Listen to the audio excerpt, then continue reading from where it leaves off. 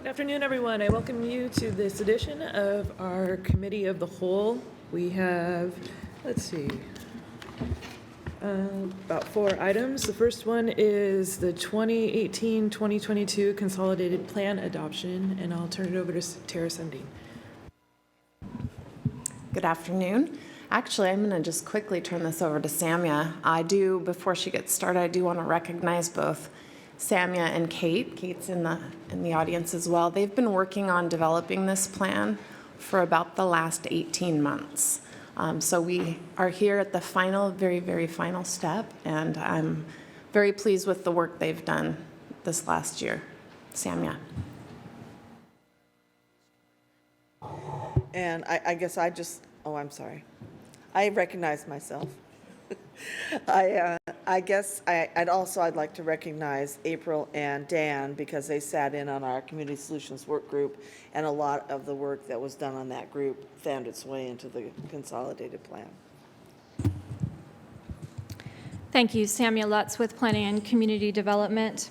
This is a follow-up to when I was here the end of March, talking in detail about that Community Solutions Work Group that Mayor Kelly just mentioned, and the process to get where we are today. And so this is going to assume sort of following up on that last presentation. We started this process over a year ago, and the public comment and public process really kind of joined both the assessment of fair housing process and this consolidated plan process through about last November when we submitted that assessment of fair housing to HUD, and then it was subsequently approved. And then we continued, of course, with this process. So in some of your materials, you can see comments of a lot of the public comments received. Those are specific to the comments received after the assessment of fair housing process. However, through the consolidated plan document, you can see the whole document reflects obviously the data analysis as well as all those comments received through both the assessment of fair housing and the consolidated plan process. So we're at the end now, and we talked about this Community Solutions Work Group last time. Just a reminder that that group generated a whole host of strategies after a deep dive into a lot of the gaps that exist in our housing and services programs locally. And those have been incorporated along with all the public comments. So there was an official public hearing in front of CDAB on March 8th, the Community Development Advisory Board, and then an official public comment period that closed April 10th. But again, there's been robust opportunities for public comment throughout this process. And CDAB also voted to recommend this plan for approval to the mayor and council on April 19th.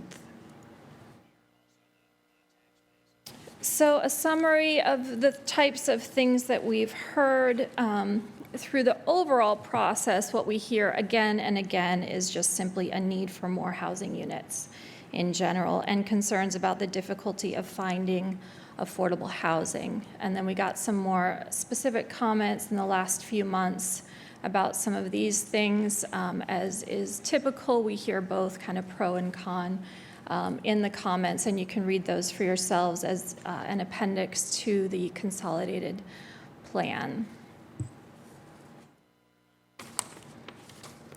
The plan itself has quite a deep dive into the data. It's both in the community profile chapter of the plan and the various needs assessment sections. And then it's overlaid with the comments that we receive to then dive into these priority needs and strategies. I switched 2 slides, so on your handout, just make note of that. So these priority needs and strategies are really a roll-up of everything that we've been talking about throughout this process. These 5 bullet points here: more affordable housing for both home ownership and rental housing in a range of unit sizes, an adequate response to the homelessness crisis, rehabilitation of existing units, again, homeowner and rental housing, issues of equity and economic mobility, and increasing needs for education and outreach on housing issues to the public. Those, in a nutshell, are all the needs and strategies that are contained in this plan.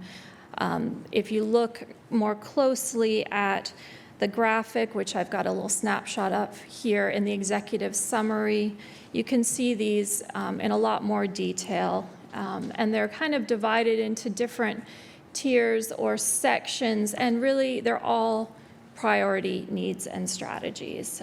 The reason that we did that is to indicate those in which we typically take a supporting role as a city to our partners who are leads on some of those issues, those that we would likely to continue to pursue and be very proactive about, even if funding was drastically pared down, and those areas that we typically support and or plan to support that are also of high importance as Tier 2. So again, all these critical issues to the community, but just kind of arranged in a snapshot in that way in the executive summary and throughout.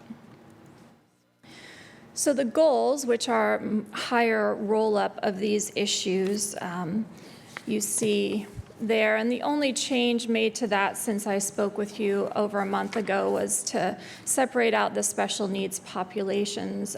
When we looked more closely at that, we realized that is really a part of every other goal, and we need to track those within every other goal. And because of the way HUD requires reporting, it didn't make sense for us to have that as a separate goal. So I'll get a little bit more detail into that as we go through here.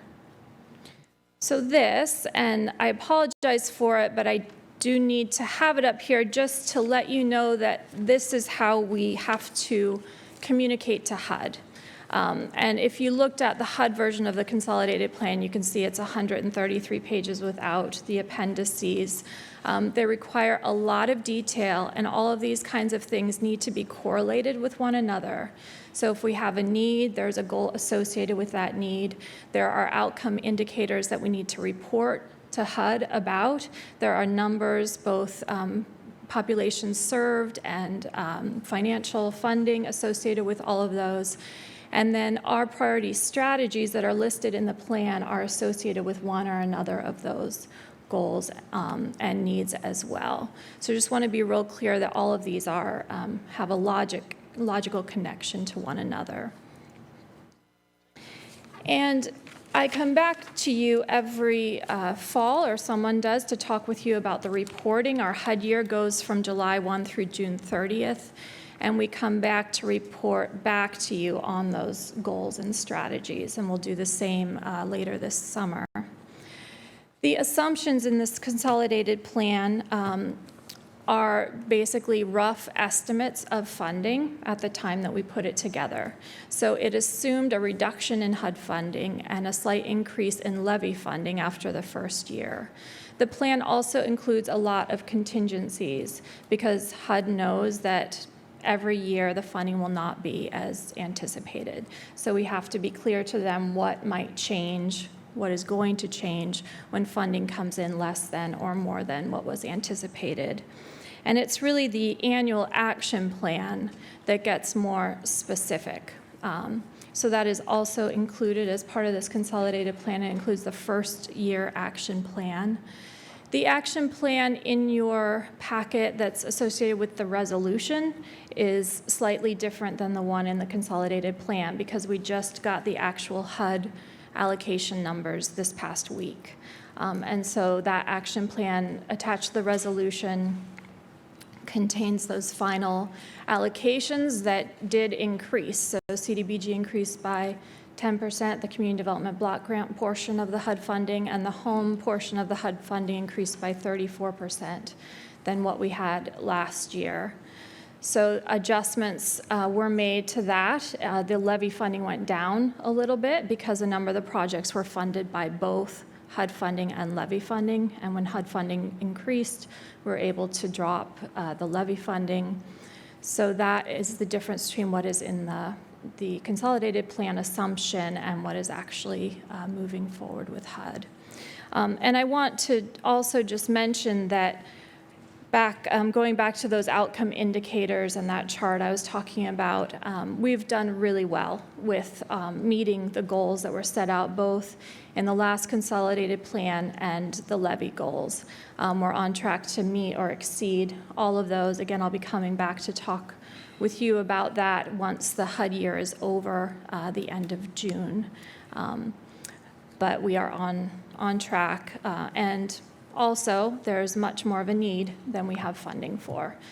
So while in the past we might have been able to fund parks, more public facilities, things like that, today our HUD funding, even though it increased, is much less than what it used to be. So it's really focused on acute housing and services needs. And that is it. I'm happy to take any questions. Councilmember Hamel. So, Samuel, to clarify, the Exhibit A in the packet here reflects the increases that you just discussed, the 10%, the 34%? Correct. Okay, thank you. Councilmember Knudsen, please. I'll move approval. Second it. Okay, motion has been made and seconded to, pass the resolution for adopting the latest consolidated plan. Any further discussion? Councilmember Barker. Well, thank you for the report. It's become just as important to me as the comprehensive plan because it really does get to the things that came out of the survey that we did, and I think it really points us to there. So anytime things get really political, I try to focus myself back down as to what were we saying we were going to do and what is the community in these processes telling us to do, which I think for today is very apropos because this specifically talks about needing a variety of housing units to really meet the need. With that, you described a little bit of Tier 1 and Tier 2 and what the differences are. And out of the conversations we've been having about housing and then the conversations we're going to be having about housing needs and wants, I'm interested in that level 2, the housing equity audit. I think sometimes the housing can just jump right into the political atmosphere, but if we had a lot more information when neighborhoods are coming forward saying, I don't have this, I don't have that, why are you impacting me? If we had that audit, if we understood more, we could start with facts. So does it really matter that it's Tier 1 and Tier 2 if we found funding to do that? Or is it, will you help me with that? Can it still stay there and be a priority, or do we have to move it to a priority if we want to? Sure, yeah, all of those things are high priorities for the city, whether they're in Tier 1 or Tier 2. I think what we were trying to do is I think the original HUD budget had it zeroed out. And so I think we were just trying to say if it really got down to basics and we had to pare way, way, way back, what would be those absolute essentials. But having said that, all of those things are priorities. They're things, some of those things in Tier 2 are things we have been doing as a city for many years. And some of them are things that we hope to do and we see as a need. And I think the intent is to be able to get to all those things in the next 5 years. Council, anything further? Seeing none, a motion has been made and seconded to pass the resolution to adopt the latest consolidated plan. All those in favor, please say aye. Aye. Those opposed say no. Motion carries unanimously. Thank you so much. Okay, our next agenda item is the Bellingham Home Levy Fund, and we'll hear from Mayor Kelly about this.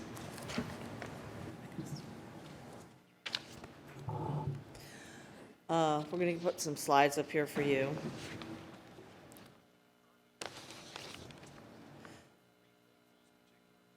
So, as you all know, we've been talking about our home levy and our timing about when we might put it on the ballot. And just to give you a preview, I'm going to propose that we put it on the ballot this year, so you don't have to wait in suspense till the end of the presentation. So I want to just go through some very general things about what the levy is going to, how the levy is going to work. Because we're proposing it a year before the levy expires, the old levy expires. I wanted to make sure that we made the point very clearly that it's not a double tax on property. We're going to substitute the new levy for the second levy. I'm sorry, the second levy for the first levy.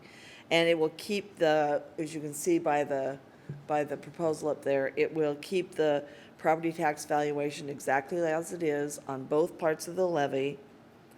And the difference will be because of valuation and increased activity in housing, it will actually allow us to collect with the same amount, the same levy rate, collect a larger amount of money, which to me is a good thing because as Samuel was reporting on the consolidated plan, even though we're exceeding our goals, we are not meeting the need.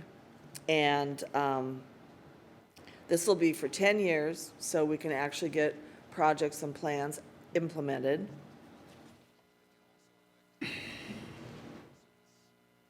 Go to the next slide. We have targets, obviously, as we had in the last housing levy. We're going to produce and preserve 580 homes. We're going to serve 3,000 people with rental assistance and support services. We have additional support for project-based supportive housing. So the rental assistance and support services are not necessarily for people that are living in a facility, whereas the project-based supportive services are. And then the smaller portion of this is to assist home buyers through the Goshen Land Trust or through the Washington Housing Finance Commission. I was just looking at you, Dan. I want you to jump in and tell me that. Any questions about any of that?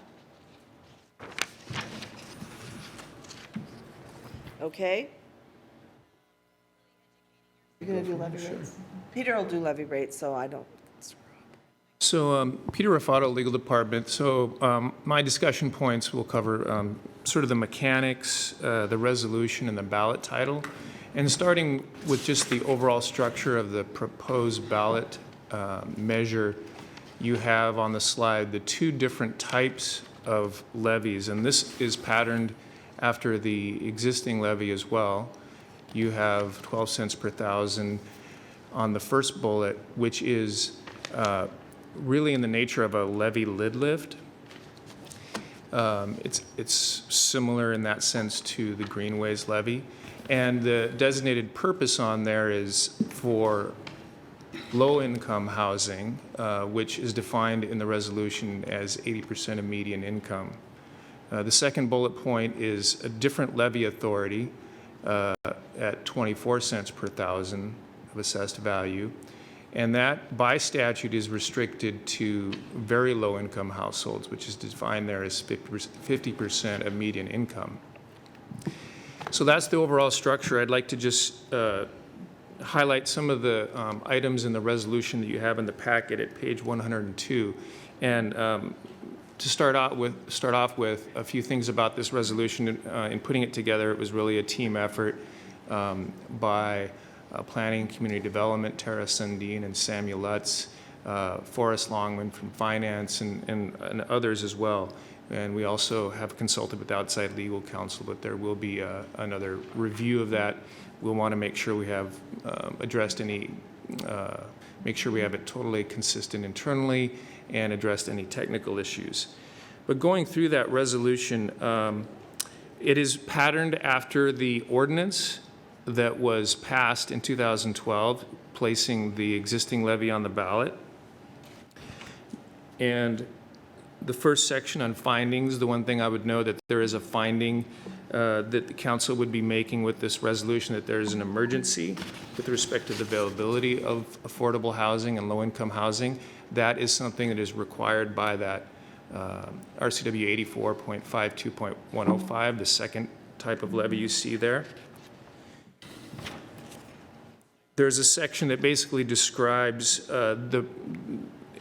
using more words, lots of words, section 3, what the levy, the nature of the levy is. This is on page 105.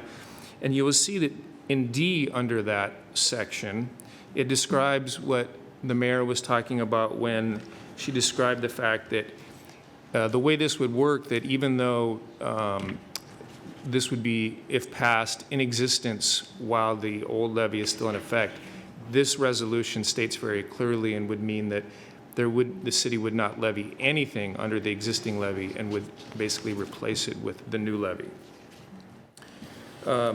Levy revenues, as currently happens, would all go into a designated fund. Again, I'm just kind of going through the highlights of the resolution. There's a section on administration and use of the proceeds, and the thing I would highlight there is in C, under that section on page 107, there's a reference to Exhibit 1, which contains the targets, both in terms of expenditures and the outcomes that are would be associated with the levy.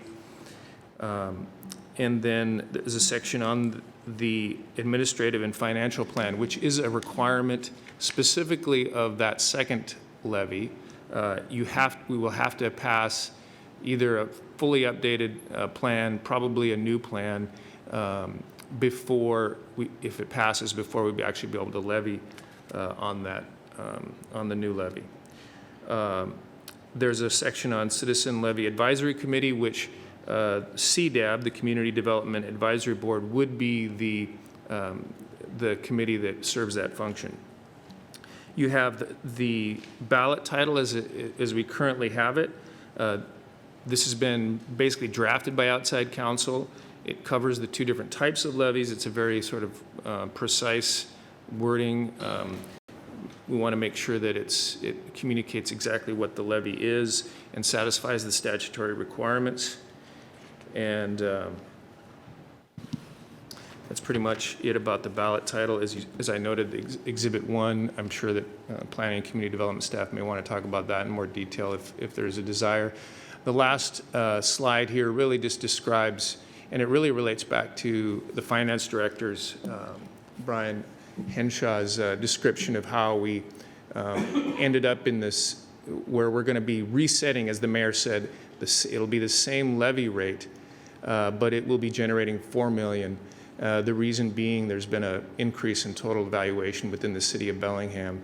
And then again, the last bullet point is just reiterating that the city would only be applying the new levy during 2019 and not the existing levy if it passes. So I don't know if there's any corrections for the record or questions by council. Council? Seeing none? Mayor Kelly? As Peter said, there's a lot of people, staff, citizens, administration that have, council members that have worked very hard on this issue of housing. And I truly believe without a housing levy that it's going to be very difficult to meet our needs because we don't have the resources to do it within our general fund, as we were just talking about, or our dedicated funds. So I think that I'm very pleased with the way the levy language came out. I think it gives us the flexibility to look at our programs every year over those 10 years and make sure we're meeting the greatest need. I also believe that we're being responsible to the public. Because it is homelessness and housing affordability are the two things that the public indicated were their number one priorities on the community survey. And so I am very pleased that there are people that, if this actually gets passed by the council to put it on the ballot, that are eager and willing to help this levy move forward. Of course, we can do the education piece, but we can't do the campaigning piece, and I think everybody understands that. So with that, I think we're all here to answer any questions that you might have. But thank you, everybody. I also just wanted to echo, I think the timing on this is really good, as our community is expressing they want to do anything and everything they can to help with this issue. So this would be a good way for them to voice their support of that. Council members, anything further? Councilmember Hamel. I just want to point out a couple of things. One, on page 110, Exhibit 1, these are all estimates, so these are not written in stone. Council last time had to do some adjustments to the rental assistance and supportive services to get that to be more whole. But I just want to point out that these are estimates and there's flexibility in there. The other very important piece to remember is that by passing this levy this year, we can keep the pipeline full of projects so there's not a gap at this critical time for housing in our community. So that's really important that we pass the levy this year. Council, anything further? Councilman Waterman. Yeah, I will support this going forward and putting it on the ballot, but I do need to express some concerns that I have heard from citizens about putting it on the ballot this year.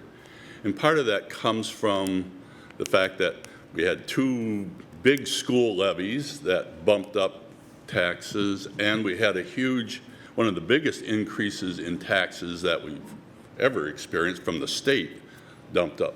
So people seeing their tax bills this year are still in kind of a shock. And we have some of the concerns that I'd heard come from people who are on fixed incomes. Many people in the neighborhoods have bought houses a long time ago, and they've seen those home prices escalate dramatically. And these higher home prices, unfortunately, only help the real estate speculators who like to take the profit and go with it, or those that are going to buy another house. For the person who is trying to, this is their home, this is where they're staying, those escalations, all that gives them is a much higher tax burden every year, and many are on those fixed incomes. And I've also heard the concern expressed from those, later we'll hear, with the DADU argument about people are struggling to make their mortgages right now, so they should be able to rent out places in single family because people have leveraged themselves to the max on their mortgages. Each time we add on taxes, we say it's a little bit, but for those that have a set amount coming in, for some that pushes them beyond. And I bring that up because I've heard those concerns, and I think we always have to keep that in mind when we look at it's not just our increases, it's those increases that are coming from the school districts, increases coming from the state, and how that does affect those that have a property but are on the margins, how that does affect them. So there was some concern about it putting on this year for those reasons. I'll take Councilmember Barker and then Mayor Kelly. Well, and I think you bring up a really great point in where we come into this, because people are going to look for leadership in their electeds and understanding these issues and why this is so important and invaluable to this community to make sure we're taking care of. The inflation's going to happen. And I would push back a little bit and say it's a little unfair to say only those speculators are making the money. Whoever has that, either their inheritance or those that are going to stand to inherit or themselves are also benefiting from that. So I do think that as these conversations come out, it's why it's going to be so important that we do remember that survey, that we do remember that this community is asking us for solutions, and that when people bring those problems to us, we can help them understand why this is so critical. And with that, so I have a few more numbers. We talk a lot about households in what's documented here, but it's sometimes, I think it might be easy to forget that a household has more than one person in it. Sometimes they are unique and an individual like studio unit. Do we have a number projected of how many people this will be touching as far as, or is it just based on households? I just think it'll be another important number to keep in mind. Samuel Lutz, Planning and Community Development. We typically track either people or household depending on the type of project. So if we support something like the homeless outreach team that touches individual people, we'll report on people. But if it's a unit, we report out for that household that gets the unit. Mayor Kelly, please. Yeah, I'd just like to I'd like to thank Terry for bringing up his points, because the truth is, I've talked about cumulative effects of our little pots of money a long time, and we can do, I think, something about both those things, Terry, that to diminish the impact on the people that are on fixed incomes, because there are some programs through the state that give relief to people on fixed programs so they don't lose their homes. And I think the city could definitely, even though we're not the biggest tax burden that the community has, we certainly could put something out that educates people on what's available, because I know I had sticker shock when I opened my tax bill too. The second thing that I believe is really important is to look at the tax burden that we have control over. I would say that housing and homelessness are our number one priority right now, because the community thinks so, because I think all of us in elected office understand when you have basically no units available, that makes it very difficult for your community to be healthy. But we have other things that we put on people, other things that we levy, and we should look at all of those things. And maybe there's something else on that list that we think we could pay for a different way, or where we could reduce the tax burden on residents in the city so that they get some relief from this. This is a tax that we're going to levy, property tax, and it is one, as the city grows and as the valuation goes up, the levy rate will go down. So it's not static that way. And we collect the amount of money. Everybody pays less over time because of those two things that I mentioned. So I would love to bring you both potentially a list of programs that are available for people to use that might give people relief.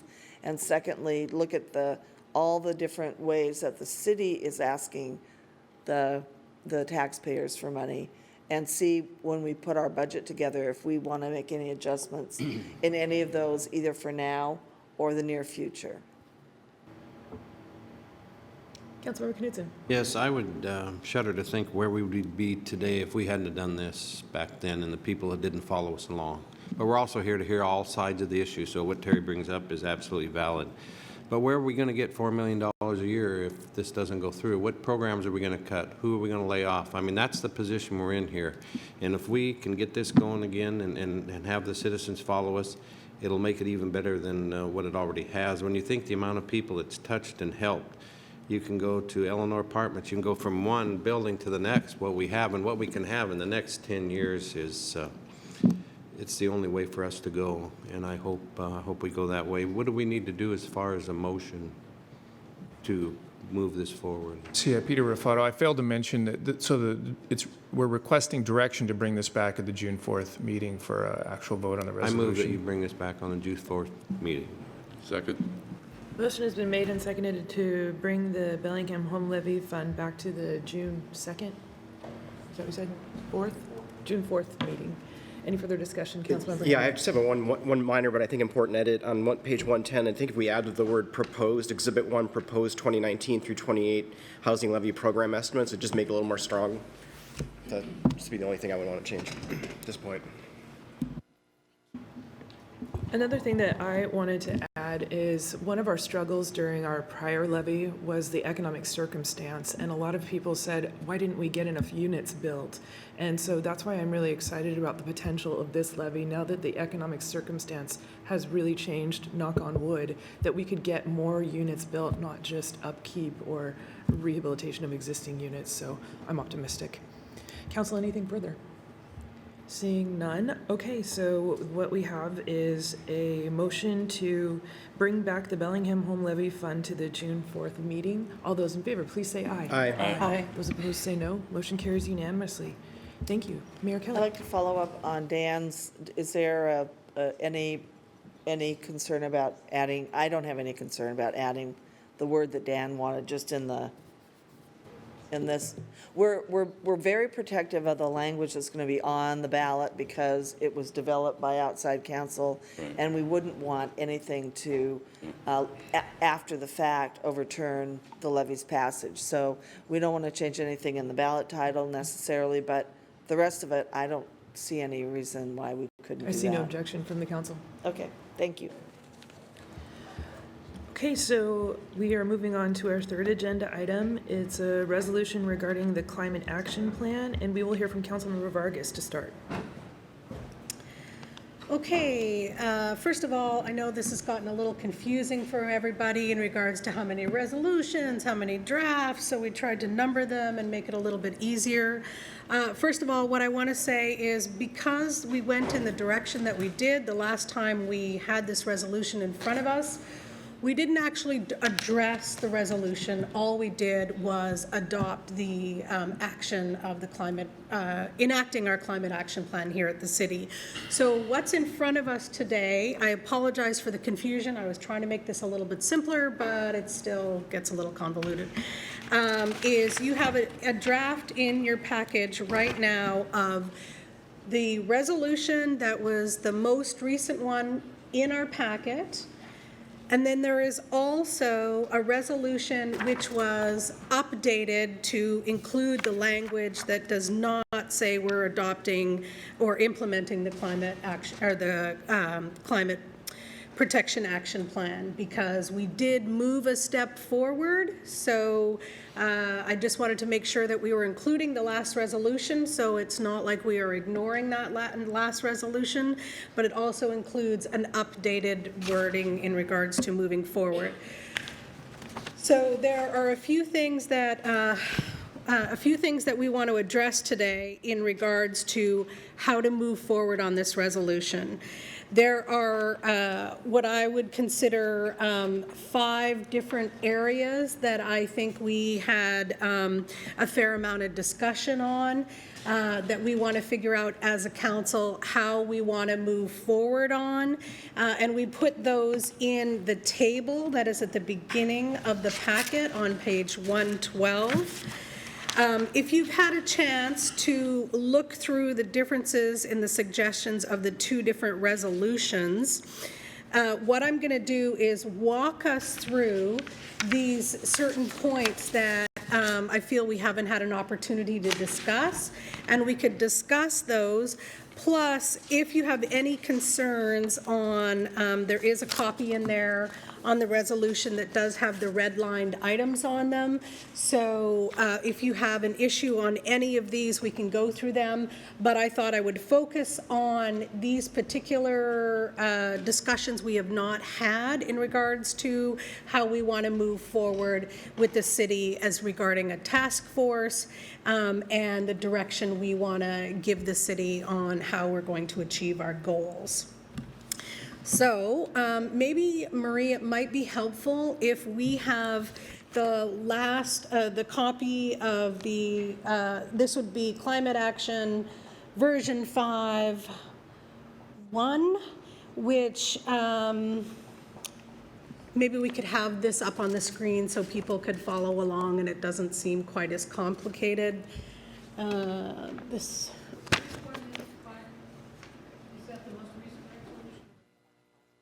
So this is, on the bottom of it, it says Resolution Climate Action version 5 in brackets 1. I'll start reading it, so we'll all see if we've got the right one in front of us. So the first one is the resolution that was in front of us previously was about adopting and implementing the Climate Action Plan. The most recent version,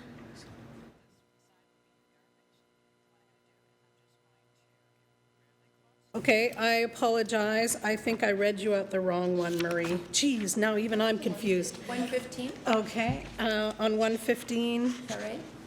5. Okay, that's the one. Okay, so the most recent suggestion, so there are 2 things in our table. Back to the table. There are a couple options that were in front of us before. One of them was in the last packet, which is the one is here, the one that I suggested our last meeting, and then a suggestion that removes the enactment of the climate action, but is a resolution to direct staff to ensure, this is on page 122, a resolution to direct staff to ensure departments and policies align with the 2018 climate action plan and to develop a climate action task force to develop and recommend 100% renewable energy targets and suggest policies to accelerate 2018 climate action plan greenhouse gas reduction targets. So this is an updated version from the last resolution that we had in front of us that allows us to move away from the language which is implementing the plan, but moves to more to the direction of the task force and how we are going to guide the 2018 climate action plan. So again, 3 choices in front of us in regards to the resolution itself. One was the one in March 26th that talked about the implementation and the task force. Option 2 was resolution adopting and directing the city about implementing. And then the third option on page 122 just addresses the Climate Action Task Force and the recommendations for the city to follow for the plan. Is everyone confused? Yes. Okay. So that is the first portion that we would need to actually address, is what we actually want this resolution to say that we are guiding. So, Jean? Well, the one on page 122 to 125, yeah. I don't have a problem with it. All right. I mean, it's realistic. The task force is going to go into being, and it doesn't get specific other than say what it would take to necessarily meet our commitments to further reduce emissions by 2030. Because my whole idea on this is, well, it's not my idea, it's other people's idea, is if the task force had specific dates that we pass, what are they going to do? They need to come to us and let us know what's realistic and what's not. And there's going to be some diverse situations on that task force, but we have to hear from the energy people, we have to hear from the environmentalists, we have to hear from our staff and our government to see what's realistic and what's not. So I don't know, I'm happy with that one. Council members, in regards to... Let me do this. Oh, yeah, Councilmember Barker, did you have anything to say? No, I I am with you, and I would just, well, I'll wait till we have a little more discussion. But the only thing I would change on that is an extended date, because this has taken so long. Yeah. So I'm also Yeah, supportive. I appreciate that there might be more conversation people want to have before we make a motion on a specific idea, but... Councilmember Hamlin? Just to clarify, Councilmember Knudsen, so you're saying that the resolution title language on 122 is the one that you're supportive of? Okay. I'll also voice support for the version on page 122. Council, anything further? Okay, Councilmember Barker. I'll move approval of the resolution on page 122 through 125, with the only amendment being extension till July of 2019. Hold on just one second. We're just speaking about the wording of the resolution, right? The very first paragraph. Oh, I'm It does- supportive of the whole thing, but I might have jumped it a little bit. We have You're to the go whole thing. through those at in my understanding, Eugene, we are just talking about agreeing on the language of the resolution that we're packet. Yeah. Madam President? Mayor Kelly. Yeah, and April mentioned something about changing the time frame, and I think I want Ted to address that. I think that was the only staff comment that we had. Yeah, I appreciate Ted Carlson, Public Works Department, and certainly appreciate if we could extend it a little bit. Councilmember Barker suggested July. We would suggest maybe September or even the end of the year. We want to make sure we get the right task force, and we give it the right amount of time. As Jean mentioned, I think it's going to be a good discussion. It's going to probably take some time to get some recommendations. So I think our first suggestion would be the end of 2019. So December. Yeah. Councilmember Barker, I'd be please. happy to amend that to fourth quarter. And that is actually in the spreadsheet, but it's item number 5. So just to clarify, we are just speaking about the verbiage in the resolution and agreeing to the resolution that we are passing. Not all the verbiage that's in it, just the wording, which does not include dates. Okay, I'll do that. I was ready to adopt the whole thing. Nope, we've got a whole bunch to go through, sorry. One thing at a time. Councilmember Borneman, please. Well, I just do want to say, if somebody makes a motion, as April has done, we can consider that Yes. motion. So we don't have to necessarily go through them all. It's whatever the council chooses. But I just wanted to point out as a point of order. We don't have to go through every one to reach it if someone makes that motion. That's what I was thinking I'll about leave it too. stand But it's whatever. with She wants with the the motion. amendment that it's by the fourth quarter of 2019. Because what we could also do is take a vote on this, and if that fails, we're back at square one. So, And that's fine. I just want to be clear what's all included in that you're agreeing to before we make an agreement. I'm quite aware. I'm aware. So where are we at? We're just doing I the think he wants to resolution go through first. point by point, all these different We're things. just doing the resolution And some of first. us are recommending a specific draft that we like. Oh, We're going to vote on approving this with The whole a thing. change on the date for fourth and quarter. that would be the end of the game, right? That we would be done with this It discussion. passes. Okay? Okay, so I'm going to call the motion. Okay, so a motion has been made to pass the resolution that's on pages 122 to 126, including an amendment to Fourth quarter of 2019. move a date to the fourth quarter of 2019. A task force meeting Report. report.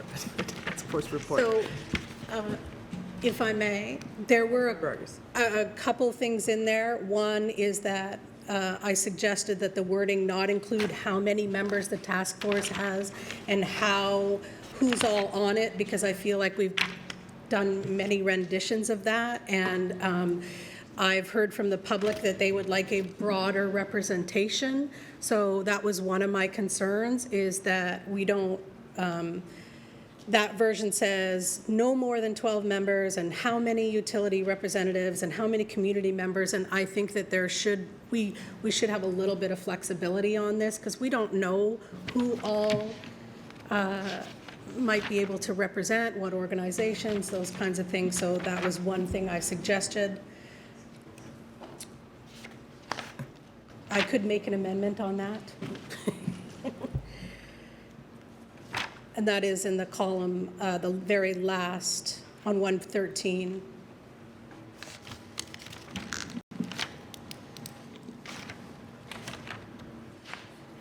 Do you wish to make an amendment?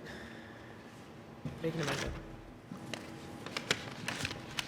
If we are going to vote on including that resolution, the most version, which is version 2, I believe, the one on page 122, I would ask that we amend the option for the amount of members to the verbiage that is indicated on page 113 about the task force, to give us a little bit more flexibility on including other members and who can participate. I'll support the amendment.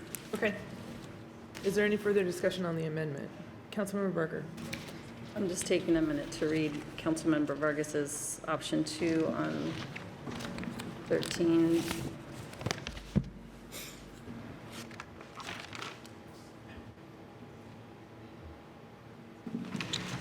I personally don't see how it makes any difference, except for we're limiting it to 12, and I think originally that's why this number was in here, because we wanted to keep it relatively manageable.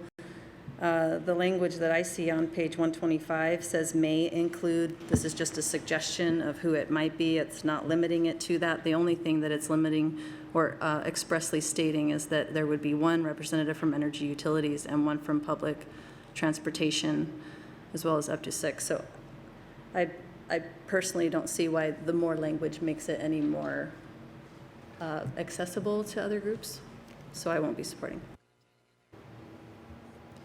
Any further discussion? Okay, so the amendment is regarding the number of people on the task force. Is that how? I can withdraw that amendment if it feels like it's implied. So, Okay, we'll accept the withdrawal of the amendment. We'll bring it back to the resolution that we are considering. A motion has been made and seconded to approve the version of the resolution regarding the climate action plan, or regarding the, the climate action task force on page 122 to 126. Is there any further discussion? Yeah, Councilmember Knudsen. Pinky was right. I wasn't moving the whole thing. I was just moving the resolution part, but I understand now that the whole thing has been moved. It goes back to what we talked about before. Section 5 is the one that has garnered the interest of a whole lot of people, not just people in the business, but homeowners. When it says 100% renewable energy for community heating and transportation by 25, communities' electric supply by 2030. I know the word ambition says ambition. That is an ambition. Feasible, to see if it's feasible. I just want to have the task force to have the openness to be able to come up with a recommendation on if it is feasible or if it isn't feasible. Now, I know this language is better than the language we had before where it said it was a goal. We can get into arguments about goals and ambitions and feelings and all this other stuff, but I still have a concern about some of the language in there, and I really don't know. I know that's the job of the task force, to leave it open for them, that we're not giving them any prehints of what we want. I don't know. I just still have a problem with Section 5, but everything else is looks good. But I don't know. I don't know. So that one for me, it reminds me of my coach in college who would say, April, it's better to aim high and miss than aim low and hit. Yeah. No, I understand. And so for me, it's a place to start a conversation. And I struggled with this, if you remember, when they were first brought forward, because it said specifically goal and target, and Yeah. I was like, whoa.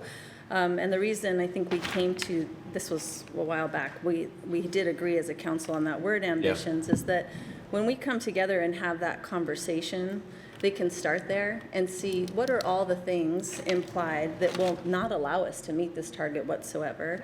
And I also struggled then with the community electricity supply, wondering, well, how do we legislate that? The reality is we do legislate things that impact this.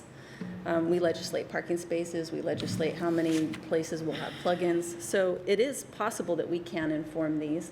And I think it just gives a really great place for this group to start, and then to be able to come back to us, because there is a movement in this community that really supports these, and then that really puts this task force to task to say, okay, and then we have answers for the community as to why we can or we cannot meet these, versus just not having them at all, and then having a group in the community feeling, and a large group from what I've seen and responses, feeling like we just glossed over that and we didn't even attempt. So that's why I think it's important to be here, so we have all the information and then we know why we can or cannot even hit these.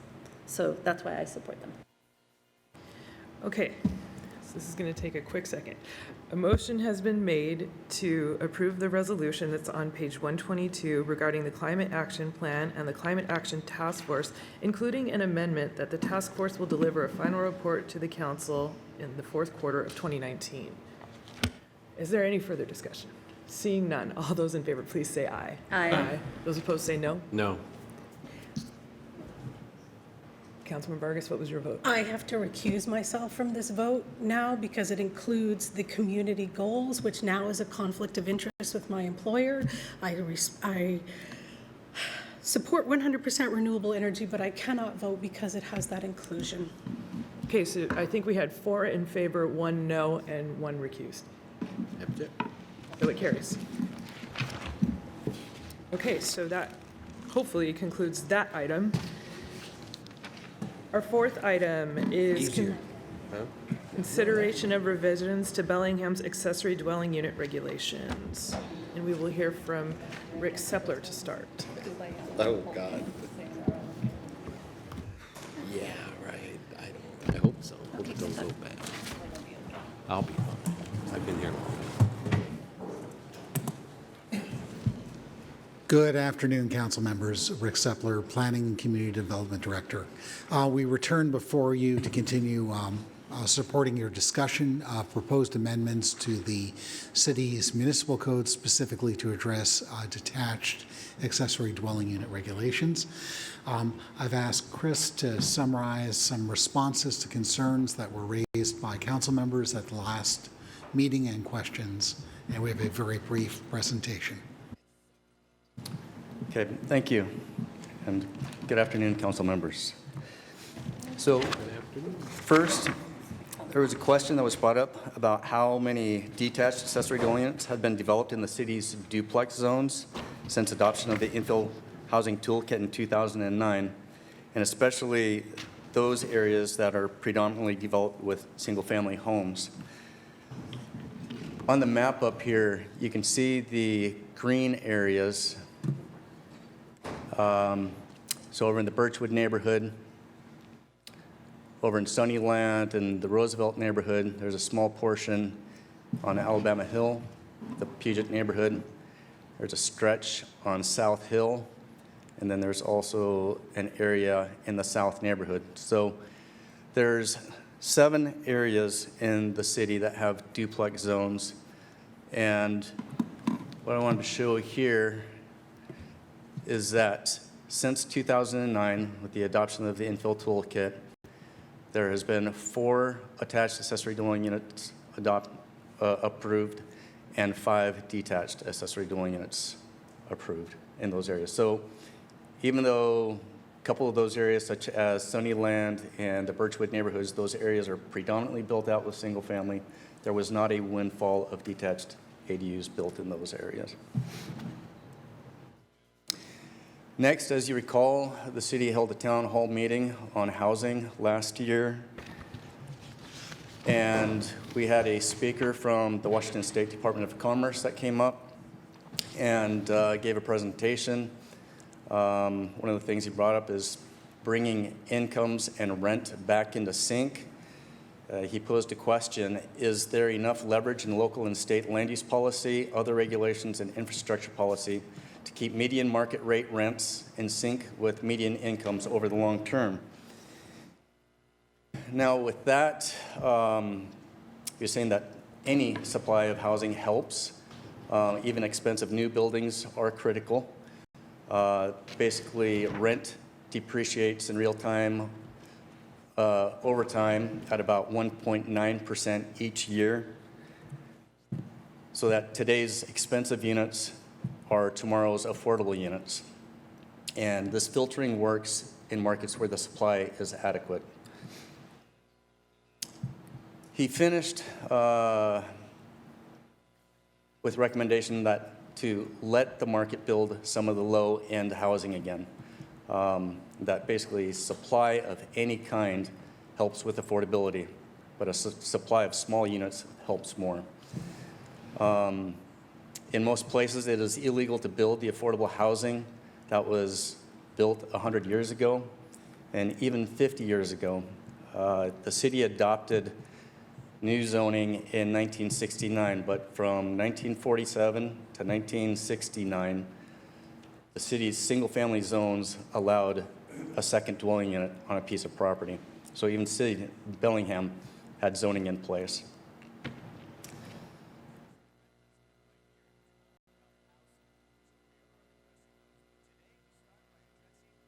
Now next, the issue of height has been brought up a few times. The proposal is to reduce the height limit from 25 feet to 20 feet, and there's been concerns expressed that 20 feet may not be enough to allow 2 full stories of construction and allow a roof that would be of a pitch that would be in character with the primary residence.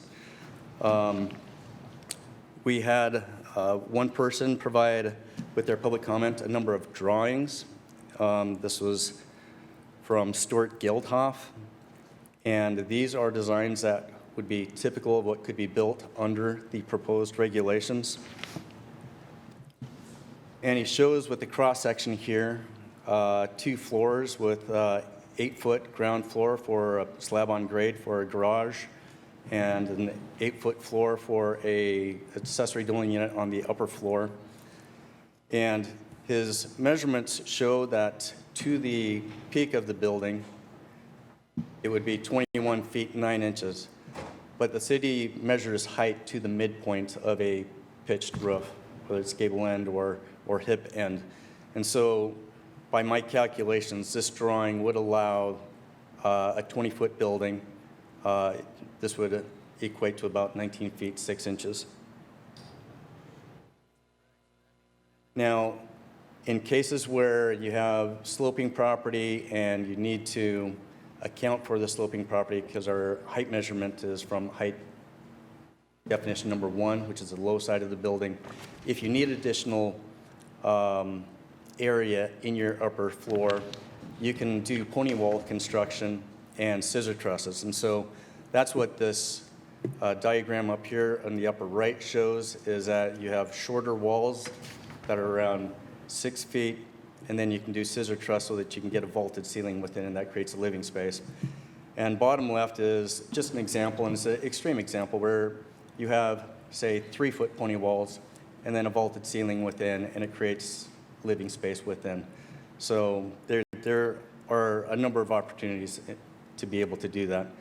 Scissor truss construction does add a little bit of cost, but it does enable buildings that are more in scale and mass with the single-family neighborhood. Other thing of note is Portland, Oregon just went through a very thorough update of their accessory dwelling unit regulations, and their recommendation was a 20-foot height limit. Lastly, is a recommendation to waive park and impact fees for all accessory dwelling units. This is a separate item. It's not included in this ordinance. And so we just ask that the City Council give us direction on this, and we bring it back to you at a later date. With that, I want to turn it over to Rick for any final comments. We'll be happy to answer any questions you might have on the materials that have been provided and the supplemental materials presented today. Thank you. Okay, I'll take Councilmember Knutson and then Bornevin. Chris, can you go back to the second to last slide? Is that something that they can come in and do later after they've already built one, and then they can come in and put that in the same unit that they just constructed maybe a year or two later? So you're saying just a detached accessory building, and then, yes. And in fact, you can do this right now and just don't put in a kitchen. So you can create this living space right now. But I mean, if they don't when they first come in with their plan, that's something they can do later on. They can, yes. Councilmember Bornevin, please. Yeah, on the comment that was made about rent and the depreciation of rent at a certain percentage. I understand what you're saying, but we have not seen older rental units depreciating at all in the cost of rent. What we're actually seeing is acceleration of the rent, jumping way higher than they were rented previously. So I'm trying to wrap my head around that comment about the rent going down over time in units, because we're not seeing that with older units. We're seeing huge escalations.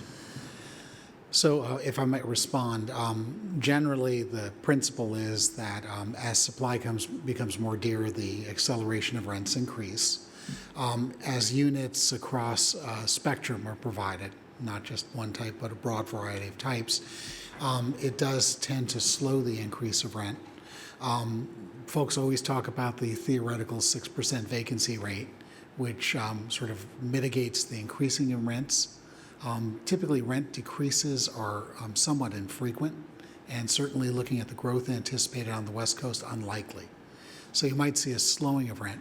The comprehensive plan is on point. It says our best strategy is to get a variety of units out there across all price points to try to help provide greater rental stock.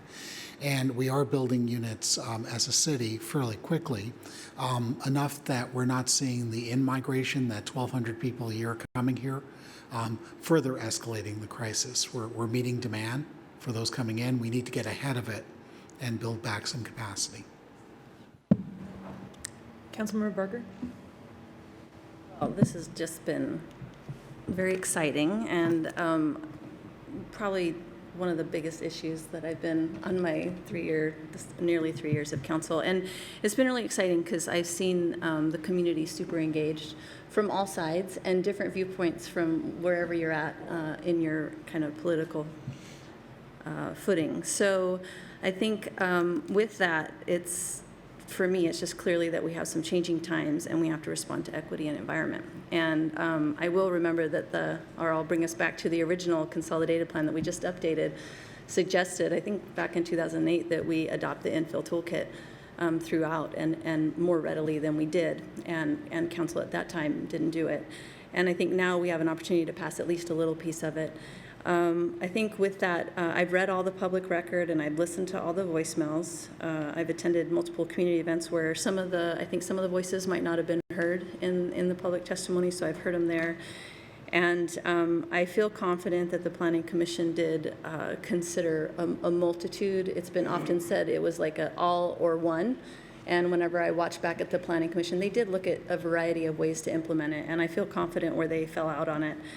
I feel like the limitations are going to be considered, and there's the limitations in this are going to, I think, hopefully reduce some of what the concerns are in the community that we heard, but I think it leaves some creativity and flexibility to try to work with people in unique circumstances.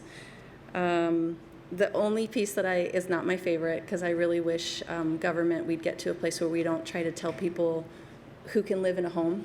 I think we've done that in the past, and I'm not a fan of that. However, I have heard very clearly from the community that they'll support this, but they want some limitations in occupancy.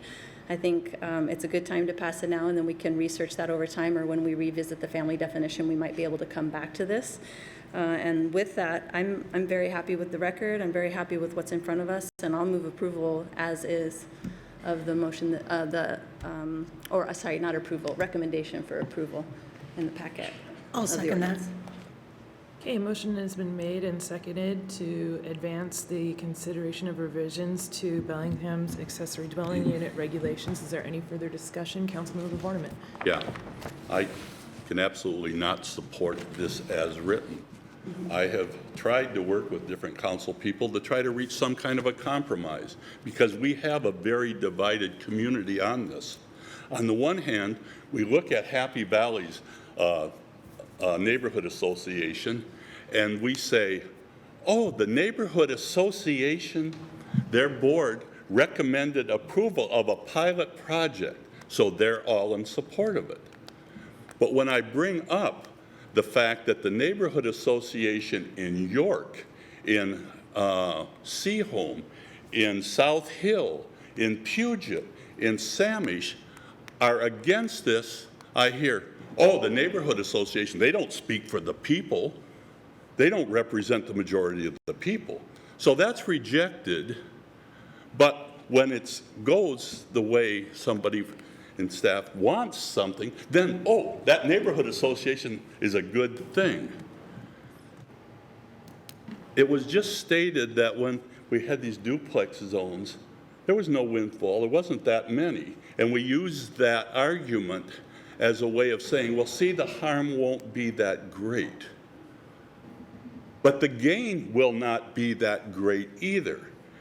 And I have a real problem that we're willing to divide community. I spent my whole career on the council working to build community, working to bring people together and build community, and for a small gain on some things, we're willing to throw that out the door and say, nope, we're going to create animosity. We're going to create distrust, because there were promises made to neighborhoods, promises by the Planning Commission, and Greg, you'll remember these, and that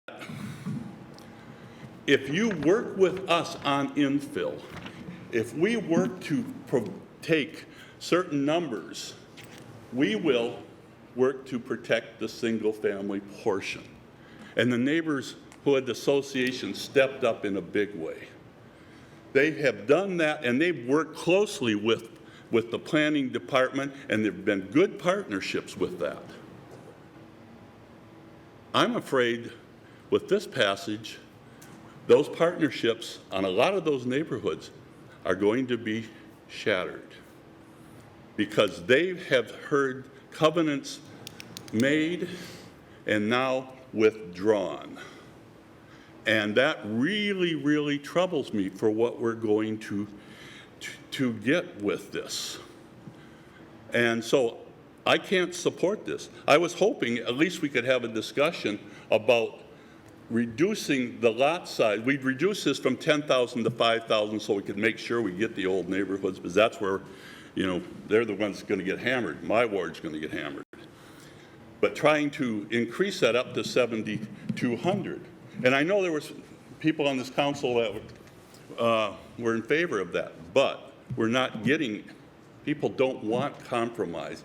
They want all or nothing with this, and community division be damned.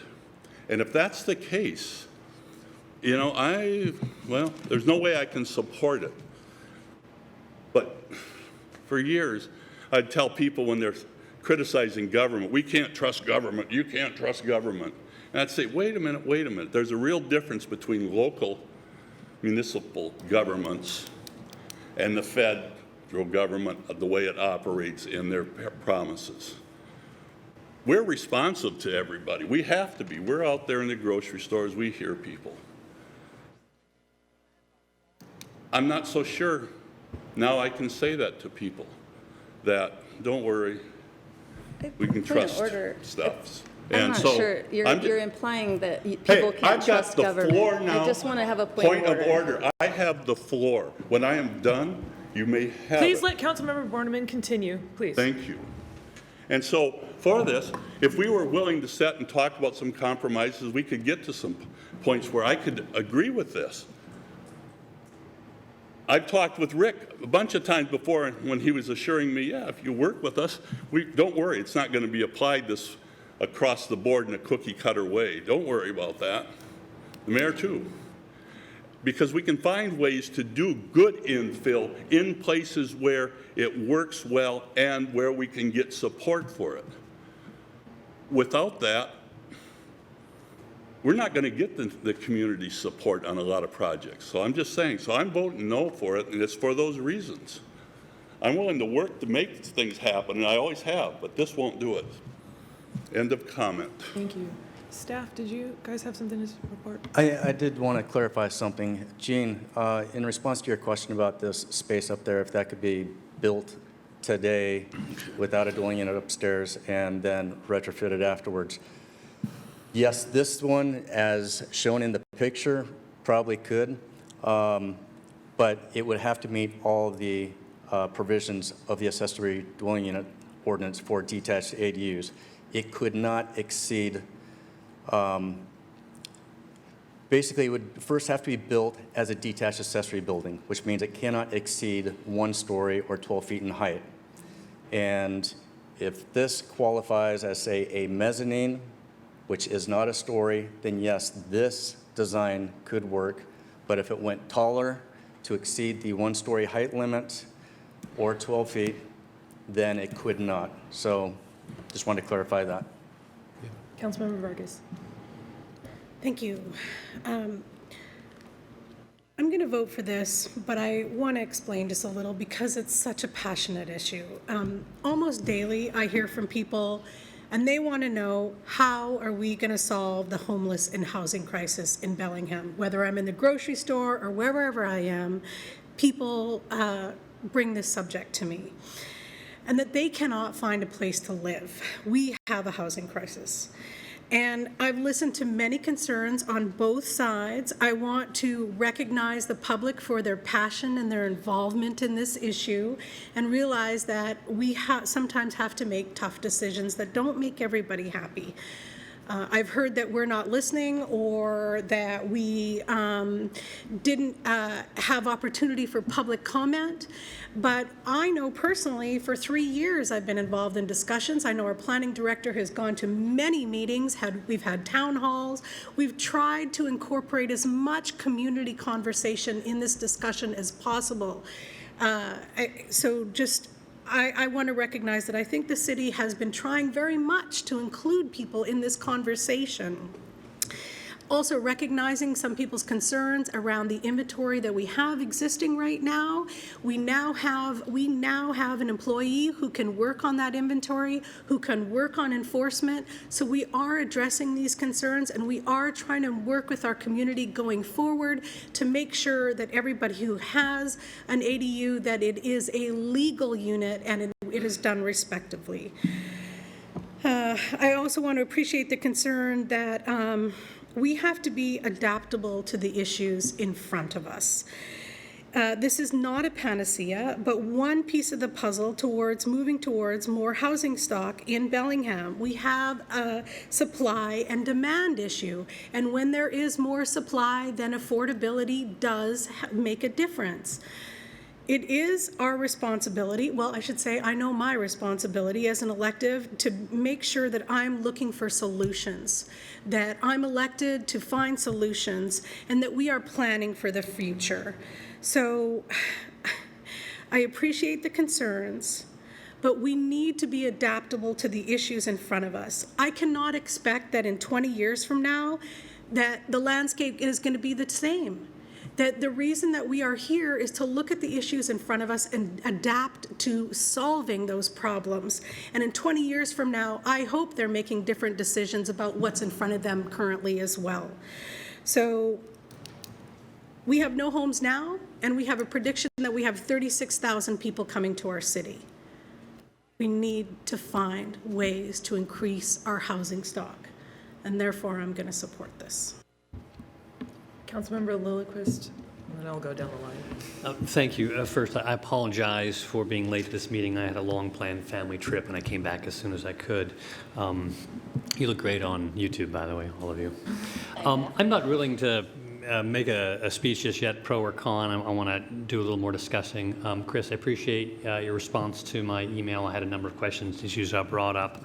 I was just reviewing that. One of them had to do with what I was calling lot coverage, but you corrected me that we don't actually set of regulations on how much the lot is covered. We set it the other way around, how much is not covered, the open space requirement. You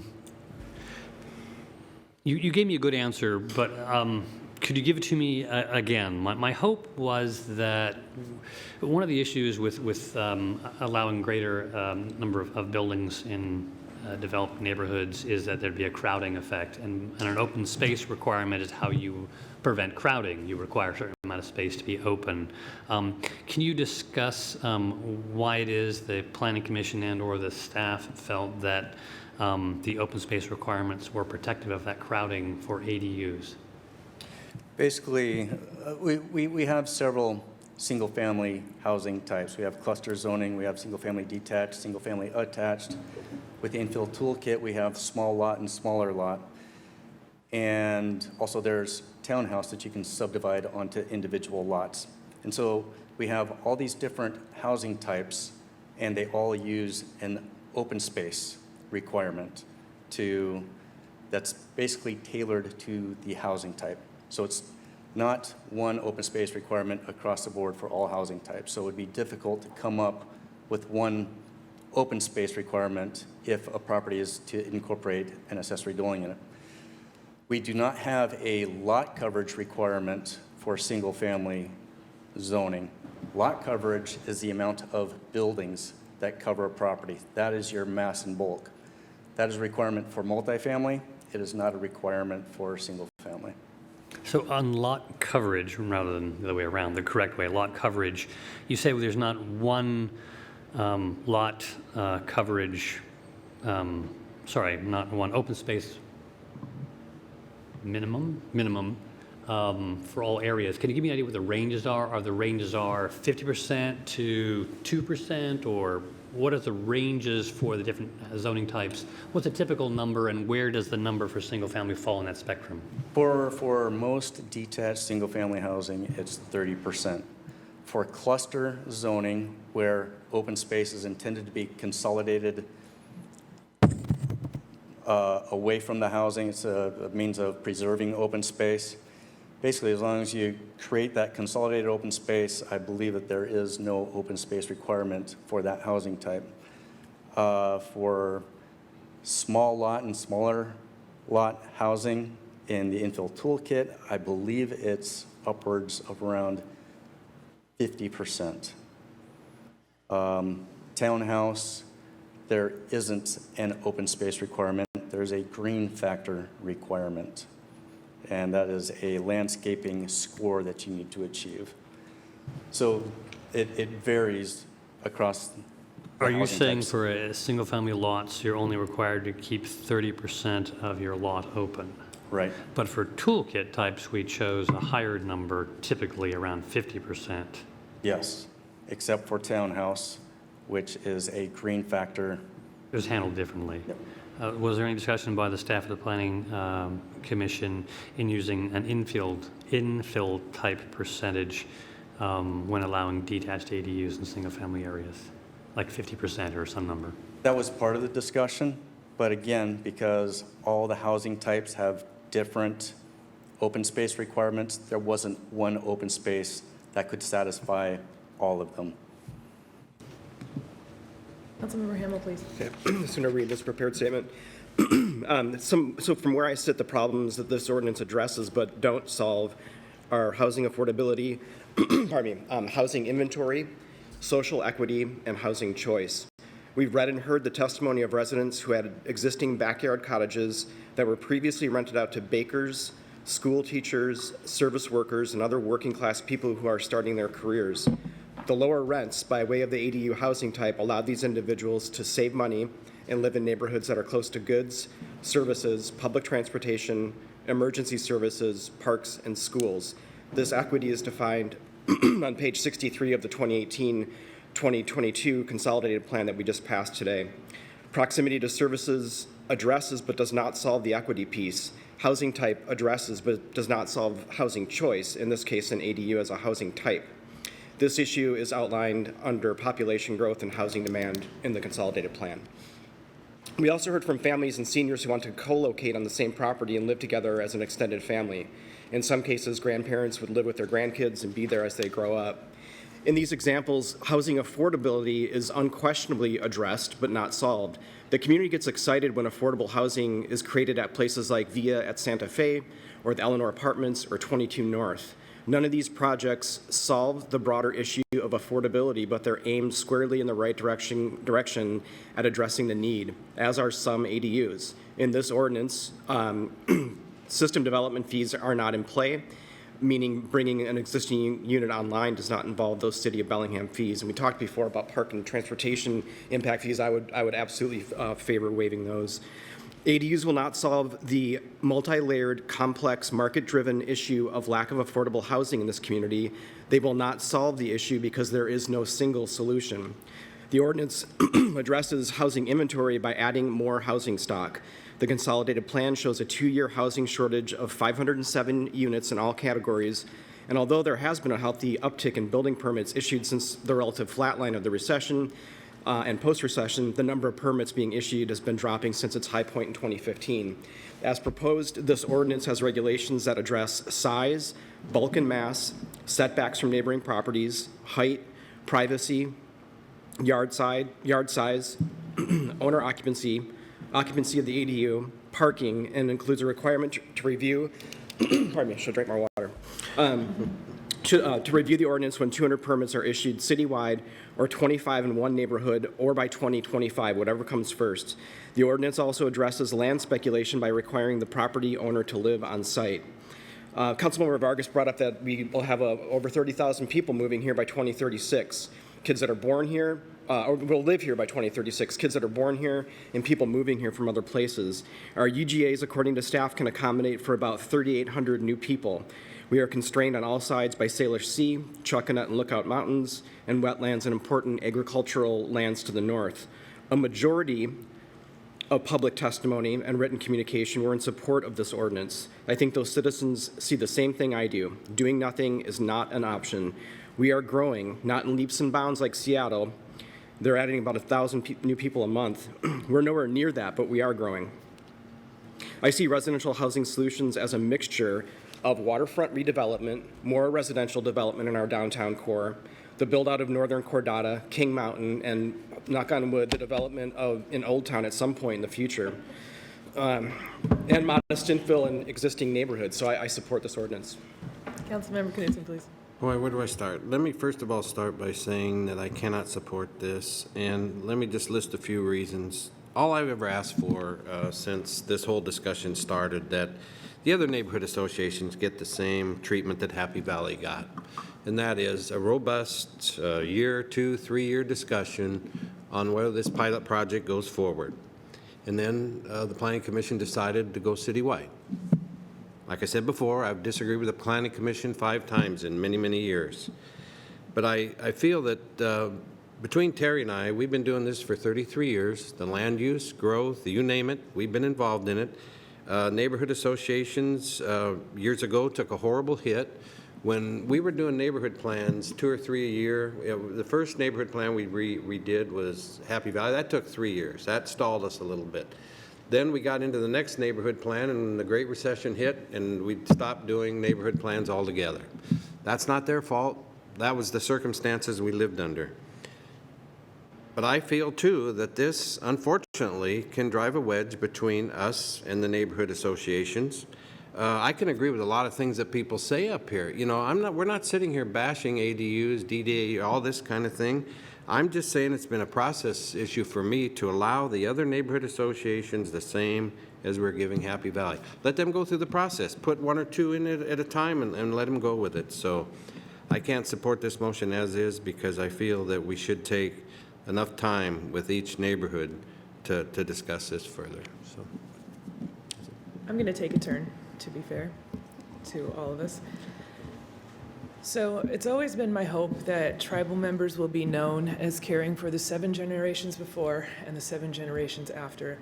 And as it pertains to my values, I really want to look out for the 7 generations after in terms of them having a choice on where they can live.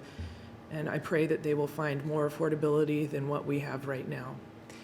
I'm in no way suggesting, and the city has not suggested, that this will solve our housing crisis, but I fundamentally believe that we need every single tool that we can get to work on this issue on the part of our citizens that have voiced their major concerns about what it is to be housed and what it is to be homeless. I worry about our business community because they need a skilled and trained workforce. How are they going to have employees that wish to come to this community and work for their business organizations? And how are we going to have commerce with that if they have to keep locating to Ferndale or outside of our community? Or they just won't locate here at all because we can't attract that skilled and trained workforce. I worry about otherly abled people. I want them to have a level of autonomy, but yet be close to caretakers. I worry the same way about our community's elders, and I want them to be close to their caretakers. There's so many reasons why we need these units. You know, I point to the constrictions that we have that we want to do to protect our environment, but at the same time, we need to develop units. This is a Growth Management Act requirement that I believe in, and I want our community to remain as the county seat. I want us to grow in very thoughtful ways. I think we've seen very bad forms of ADUs in the past. I totally understand the aversion to that. That's why I'm really hoping that these regulations will help in terms of getting better units that people can see the proper development of, ways that community members can have that choice and that quality of life. So I will definitely be supporting this. I'll go to Councilmember Lillquist. Yeah, I mean, there's certainly, this is a well-intentioned ordinance of taking a good way for people to live in our good neighborhoods. So I appreciate people saying that this isn't an argument for or against ADUs, which is why, again, I'm still in kind of like analysis mode on this particular ordinance. The other issue that I brought up that was sort of a mirror coin of the issue of open space was an issue with regard to dispersion. Again, Chris, thank you for responding to my question. I'm not sure I was convinced, though. You said that there's an equity issue because you've got a lot of weird types built into a neighborhood. So what? I still think we should build in a consistent rule on dispersion. You write that dispersion requirements may be vulnerable to changes of inequity where homeowners who want to install an ADU are prevented from doing so simply because homeowners in the same block or within the same, in a certain distance, have already done so. In other words, there's something inherently unfair about first come, first serve.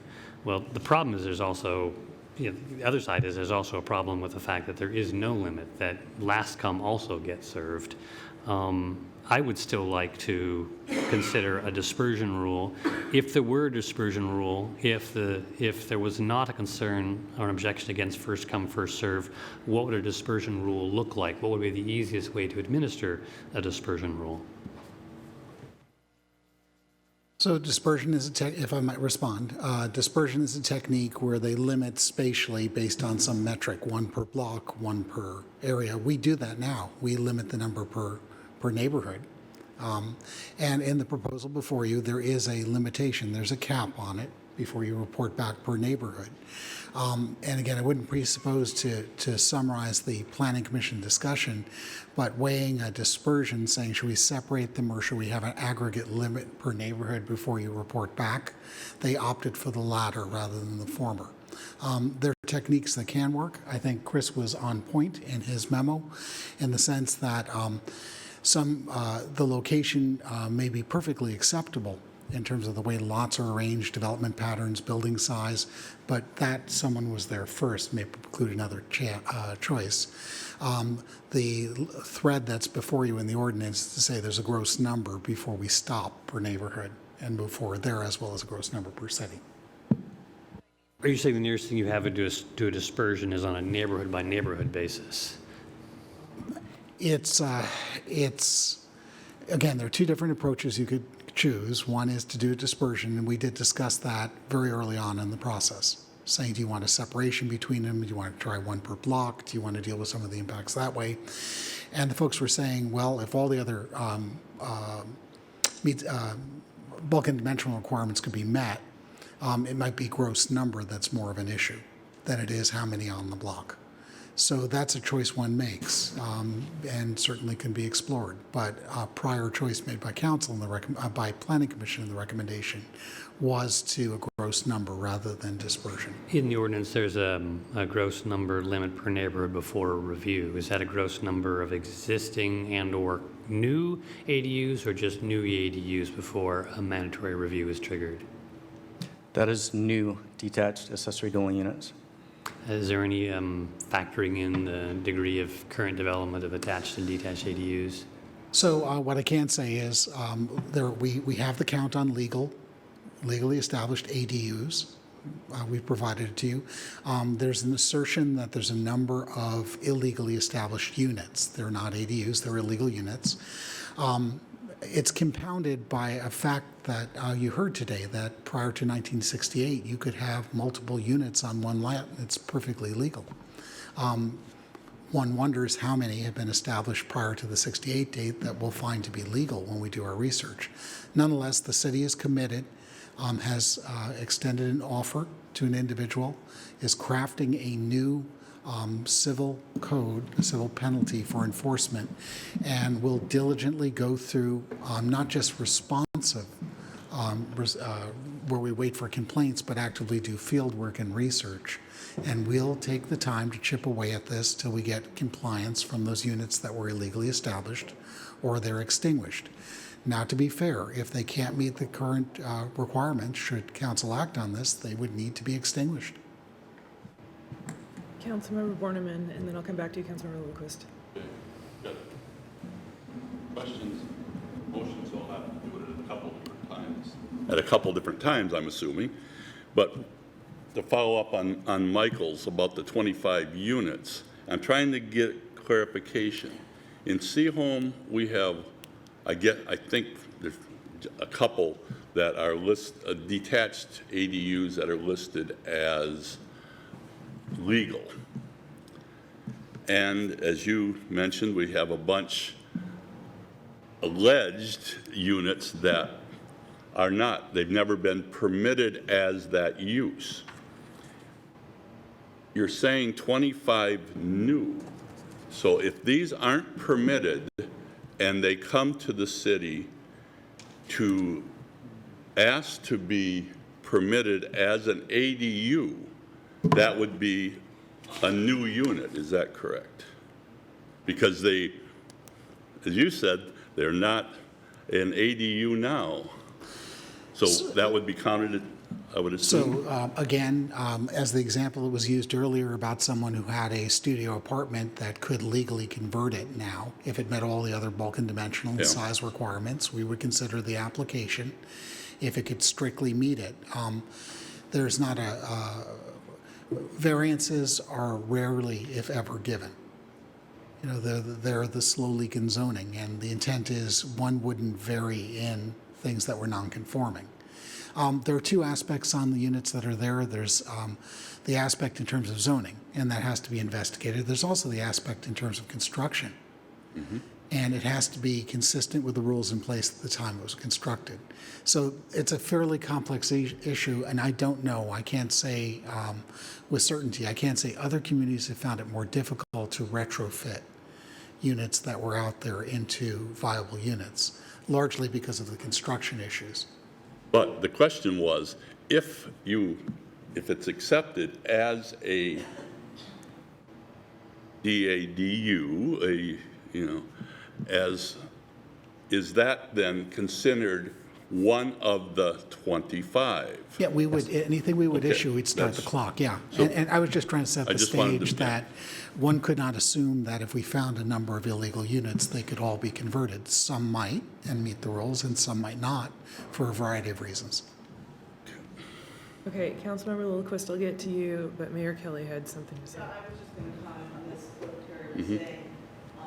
I'm making the assumption that we're talking about how many total units. I'm making the assumption that we're talking about how many total units, not an additive amount over units that are already there, because I think it's fair if there has been density already happening in a neighborhood that we count what's already been done, but they have to be legal. So I guess that would be my interpretation of what we're doing. Councilmember Borneman, did you have more?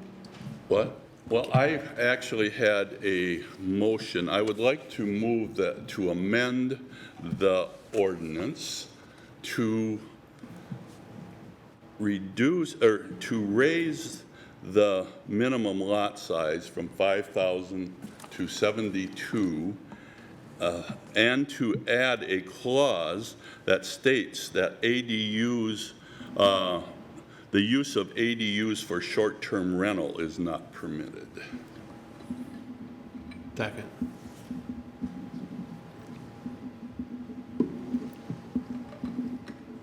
Okay. Sorry.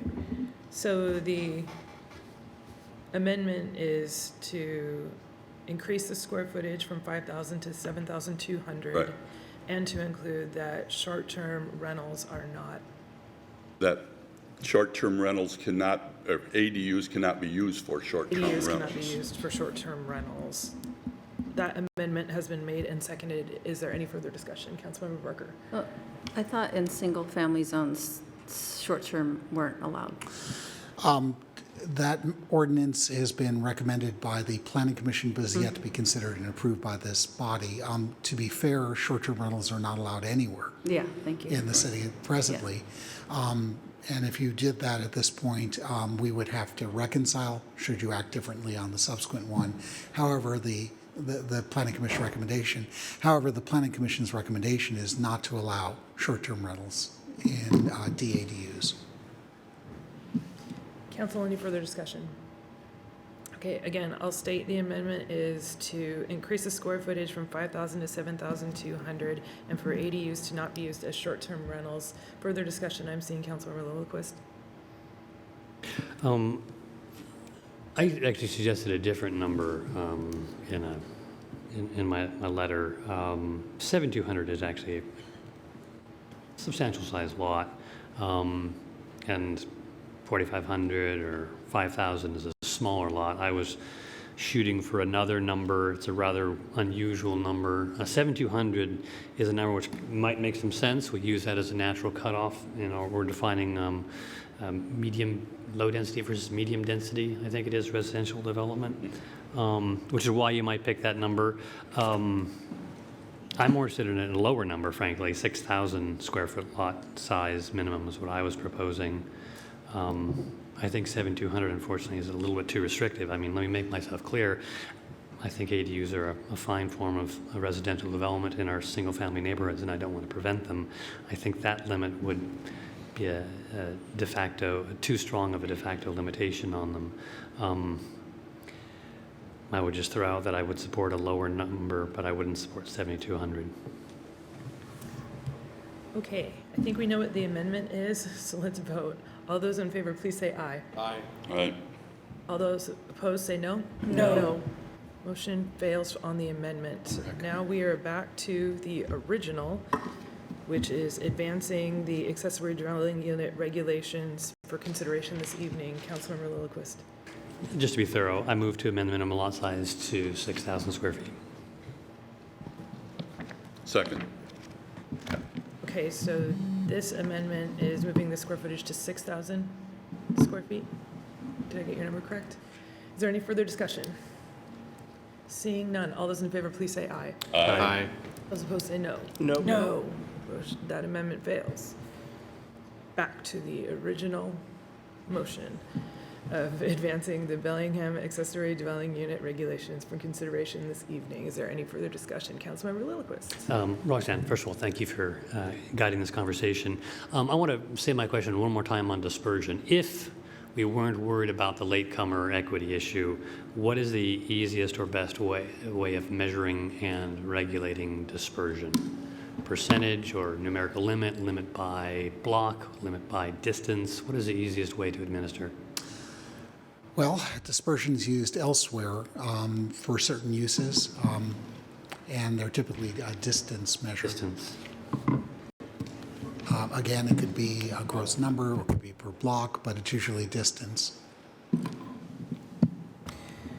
Okay, I'm going to call the vote. All those in favor of advancing the accessory dwelling unit regulations this evening, please say aye. Aye. Those opposed, say no. No. I didn't vote. That's what I was just going to ask. Aye. Okay, motion carries 5-2.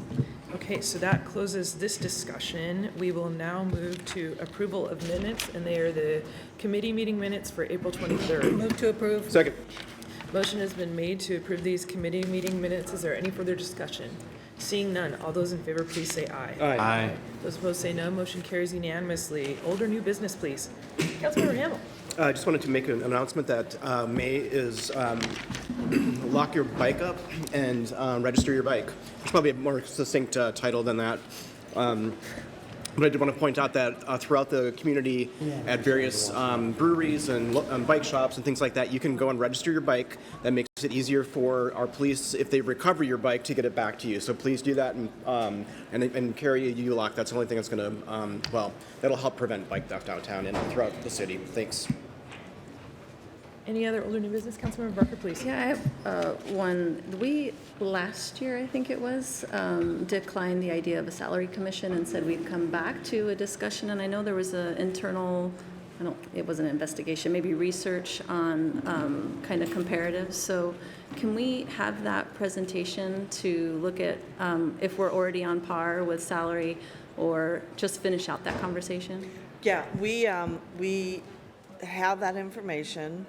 It's pretty clear that there are a few categories where we're under, but most categories we're over. So we'll be happy to share that. I think Councilman Lillquist was the one that requested this, so. Well, I mean, the findings in my mind indicated there was a very wide range, and if you took a numerical average, elected officials in Bellingham might be considered, the mayor might be considered underpaid, and the council might be considered overpaid. But frankly, I don't consider the data used to norm us against were reflective of how a public official should be paid. But we can bring back those numbers. There's really quite a range. No, I mean, we'd be happy to bring it back. I guess what I would say is I think it was unexpected how some of the results turned out. Councilmember Rucker, please. Yeah, I think a committee of the whole would be most appropriate, because I know where we were was to continue the conversation, but we just didn't agree that a salary commission was right at that time. So I would just like to do that, and I think committee of the whole is the most appropriate place. Thank you. Any more old or new business? Seeing none. Okay, next we will move to executive session. There are 5 items. Items 1 through 3 are potential property acquisition. Item 4 is potential litigation. Item 5 is potential property acquisition / potential litigation. I will be back in 40 minutes to then adjourn the session. Thank you.